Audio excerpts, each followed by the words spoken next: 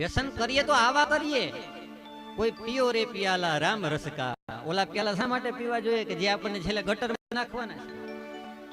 પીવા હોય તો આવા પ્યાલા પીવાય, કથાઓના પ્યાલા પીવા જોઈએ. પીવાની વસ્તુ કઈ ઓછી છે?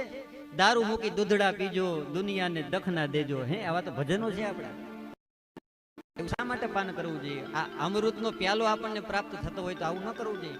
પણ તોય આ માવા ને બીજું જો ને તમાકુ ને ગુટકા ને ચાલુ જ છે બધાને.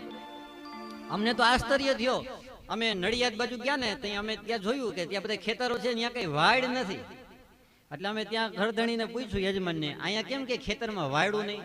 અમારે તો ત્યાં બધા ચાંદીગઢમાં બધા આજુબાજુમાં છે ને ખેતરમાં વાડો રાખે છે, વાડો કરીને રાખે.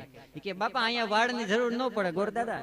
તો કા તો કે અહીંયા અમે તમાકુ વાવીએ છીએ. એટલે હું કહું એવું હોય? ઢોર ના આવે? ના ના, એ કે ઢોર એક તમાકુ ખાવા ન આવે. હું કહું જોવો તો ખરી આ કઠણાઈ, ઢોર ને ખબર પડે કે તમાકુ ન ખવાય, પણ આ માણા વેરગા છે તમાકુ ખાવા, જોવો તો ખરા. માવામાં ગુટકામાં ચોરી ચોરીને ખાય પાછા. ખરેખર વ્યસનો ઓછા કરવા જોઈએ. વ્યસન કરીએ તો પરમાત્માનું કરીએ. આ અલખ ધણીના નામનું